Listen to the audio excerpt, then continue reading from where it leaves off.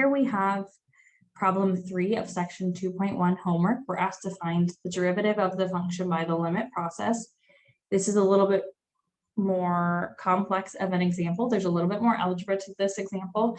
So if you want a more kind of generic, basic, early example of finding a derivative using that limit process, I encourage you to look at the previous example.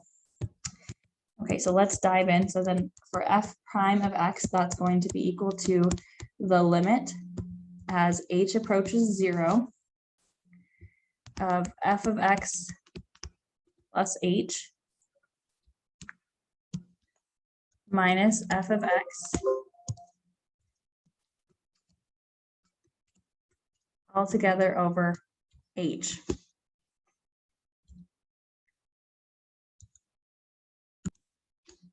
All right. So I like to color coordinate and look at what do I know, what do I not know. So I'm definitely not given this f of x plus h, so I'll want to find that. F of x is what we are given, so we have that here.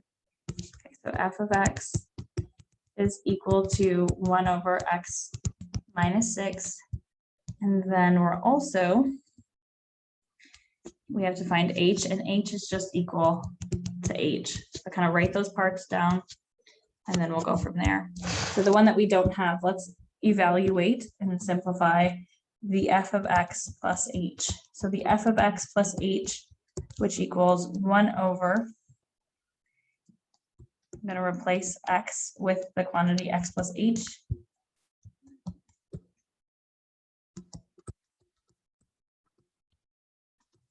Minus 6. So then we have here 1 over x plus h minus 6. And that doesn't really simplify from there, so we leave it as such. So now we have this f of x plus h part that equals 1 over x plus h minus 6. Go ahead and fill in what we know. So we're looking for the limit. We can actually put that f prime of x is equal to the limit as h approaches 0. And then I'm going to kind of just block off some of this just so we don't get everything all kind of jumbled. Conserve as much board space. So this f of x plus h, we have 1 over x plus h minus 6 minus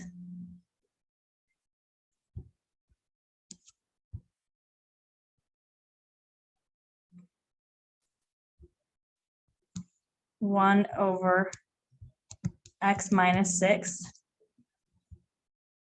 I'm actually going to drop these parentheses because I don't have anything in front of there.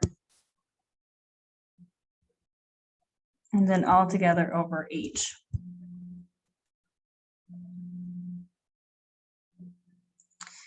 Okay, so to combine these two rational expressions, we do need a common denominator. So what I'm going to do, there's multiple ways to look at this, but I'm going to go ahead and I was only wanting to erase part of this line, but I'm going to go ahead and multiply by a well-chosen one. So I'm actually going to go the route where instead of combining the two terms in the numerator, I'm going to cancel them by multiplying by a well-chosen 1.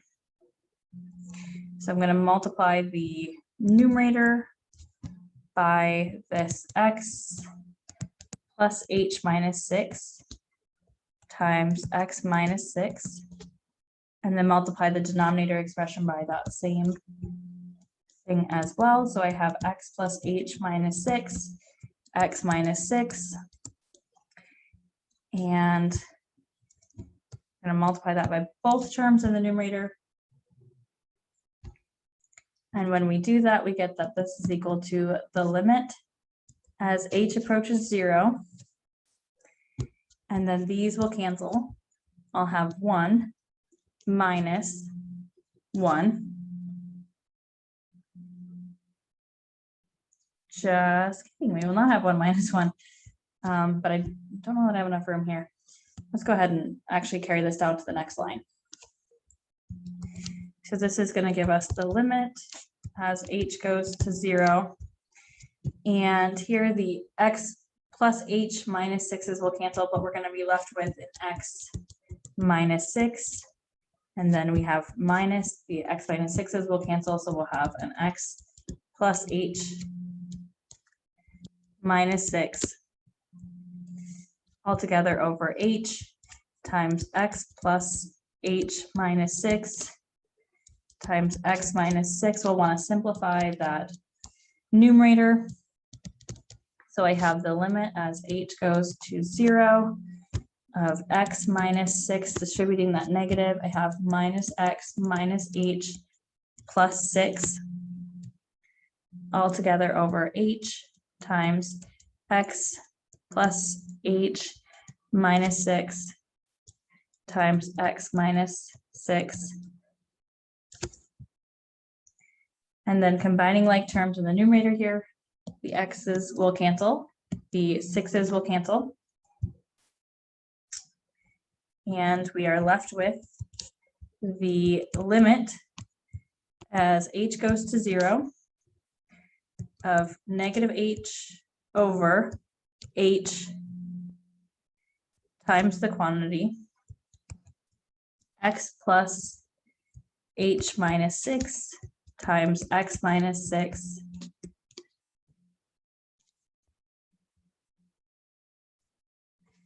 the h's will cancel. And then this leaves us with the limit as h goes to 0 of negative 1 over x plus h minus 6 times x minus 6. And then we can now directly substitute. So we get a negative 1 over x minus 6, x minus 6. Or if we wanted to simplify for f prime, oops, for kind of running out of space here.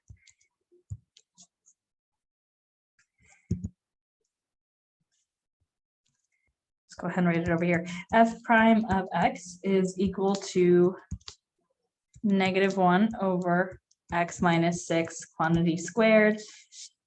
You could also write that as negative x minus 6 to the negative 2 for f prime. All right. A little bit longer of one, kind of some more algebra